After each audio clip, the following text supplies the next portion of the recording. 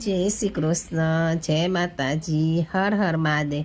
આજે આપણે ચૈત્ર મહિનામાં રાખવામાં આવતા અલુણા વ્રત વિશે જાણશું। અલુણા વ્રત બહેનો કરે છે, તો અલુણા વ્રત આ વ્રત ચૈત્ર સુદ બીજથી સાતમ સુધી કરવામાં આવે છે। વ્રત કરનારે સવારે વહેલા ઉઠી નાહી ધોઈને ભગવાન શંકરની ખૂબ ભક્તિભાવપૂર્વક પૂજા કરવી ને કથા વાર્તા સાંભળવી। શક્ય હોય તો આખો ચૈત્ર માસ મીઠા વગરનું મોડું ભોજન લેવું અથવા તો ચૈત્રના છેલ્લા 5, 3 કે 1 દિવસ પણ મોડું ખાઈ એકટાણું કરવું। આથી સૌભાગ્યવતી સ્ત્રીનો ચૂડી ચાંદલો અખંડ રહે છે અને શિવ પાર્વતી તેના પર પ્રસન્ન રહે છે। વ્રત કરનારે આ દિવસો દરમિયાન જૂઠું ન બોલવું, કોઈની નિંદા ન કરવી, રાત્રે ભોંય પર પથારીમાં સૂઈ બ્રહ્મચર્ય પાળવું। એક દિવસ ભગવાન શંકર અને પાર્વતી કૈલાસધામમાં મધુર ગોષ્ઠી કરતા બેઠા હતા। ત્યાં વાતચીત દરમિયાન ભગવાન શંકરે પાર્વતી આગળ તપ કરવા જવાની ઈચ્છા વ્યક્ત કરી। ત્યારે પાર્વતીજીએ મોઢું ફૂલાવીને કહ્યું, તમે તો તપ કરવા ચાલ્યા જાઓ, પણ અમારું કાંઈ વિચાર કર્યું છે ખરું? મારી એકલતાને કંઈ વિચાર કર્યો છે ખરો? જવાબમાં હસીને ભગવાને કહ્યું, દેવી, તમારી વાત તો સાચી છે, પરંતુ તમારી એકલતાને ટાળવા માટે હું તમને એક વરદાન આપું છું કે તમે જ્યારે ઈચ્છો ત્યારે 2 સંતાનો પ્રાપ્ત કરી શકશો। એ સંતાનો સાથે રમવામાં તમારો સમય ક્યાંય પસાર થઈ જશે, એમ કહી તેઓ તપ કરવા નીકળ્યા। આ બાજુ થોડા દિવસ પછી પાર્વતી એકલવાયા જીવનથી કંટાળી ગયા। આથી તેમણે સ્વામીના વરદાનથી પોતાની જમણી કુખેથી ગણપતિને અને ડાબી કુખેથી ઓખાને ઉત્પન્ન કર્યા। ત્યાર પછી તેઓ આનંદથી તેમની સાથે પોતાનો સમય પસાર કરવા લાગ્યા। એક દિવસ પાર્વતી સ્નાન કરવા માટે અંદર ગયા અને બારણામાં ગણપતિ અને ઓખાને ધ્યાન રાખવા માટે બેસાડ્યા। નારદજીએ ફરતા ફરતા કૈલાસધામમાં આ 2 બાળકોને રમતા જોઈ લીધેલા। આથી તેઓ ભગવાન શંકર પાસે જઈ કહેવા લાગ્યા, પ્રભુ, તમે અહીં તપ કરો છો અને ત્યાં તમારી પત્નીએ બાળકો પણ ઉત્પન્ન કરી દીધા। આ સાંભળી ભોળા શંકર ધૂંધવાઈ ગયા અને ધુઆ ફુઆ થતા ઘેર આવી પહોંચ્યા। ત્રિશૂળધારી, જટાધારી, સર્પધારી બાવાને જોઈને ઓખા તો બીકની મારી મીઠાની કોઠીમાં સંતાઈ ગઈ। જ્યારે ગણપતિએ બાવાને પડકારતા બોલી ઉઠ્યા, કોણ છો તમે? કેમ અહીં આવ્યા છો? ઊભા રહો, હમણાં હું તમને અત્યારે ઘરમાં નહીં જવા દઉં। આ સાંભળી ભગવાન શંકર ગુસ્સે થઈ ગયા અને પરનોય વિલંબ કર્યા વગર ગણપતિના ગળામાં ત્રિશૂળ ભોંકી દીધું। આથી ગણપતિનું માથું ધરથી અલગ થઈ ભોંય પર ગબડી પડ્યું। ત્યાર પછી તેઓ સીધા પાર્વતી પાસે જઈ પહોંચ્યા અને કહેવા લાગ્યા, આ છોકરા કોના છે? પાર્વતી આ વિચિત્ર પ્રશ્ન સાંભળી વિસ્મય પામ્યા।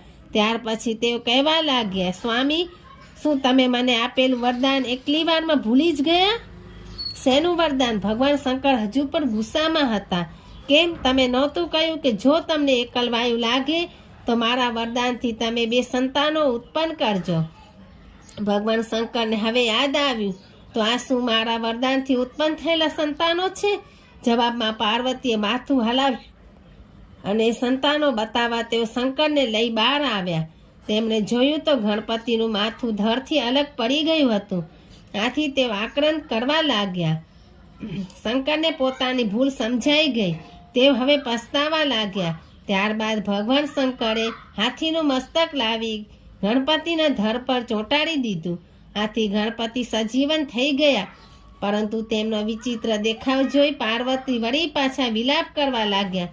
ત્યારે ભગવાન શંકરે તેમને આશ્વાસન આપતા કહ્યું, દેવી, તમે એના રૂપ સામે ન જોશો, પણ એના ગુણ સામે જુઓ।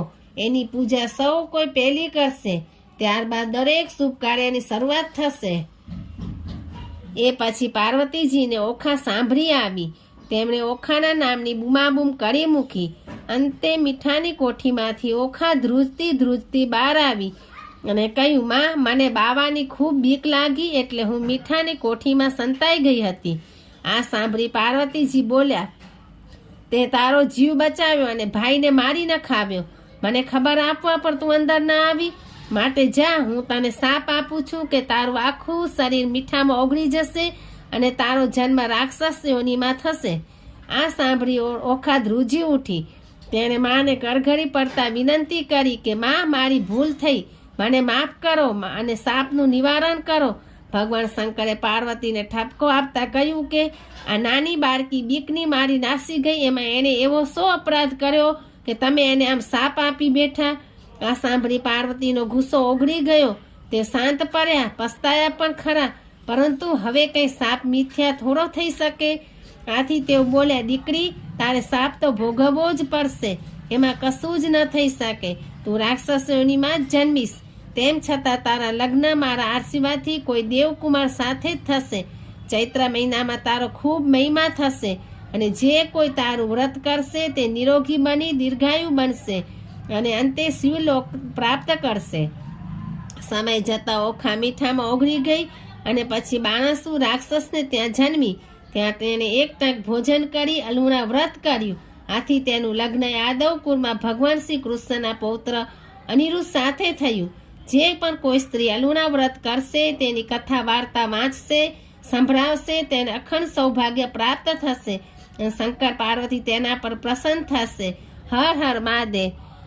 અલુણા વ્રતને લગતી આપણે ઓખારણ પણ ચૈત્ર મહિનામાં સાંભળવું બહુ જ જરૂરી છે. તો હવે આપણે ઓખારણ પણ આવતા વિડીયોમાં સાંભળશું. હર હર મહાદેવ.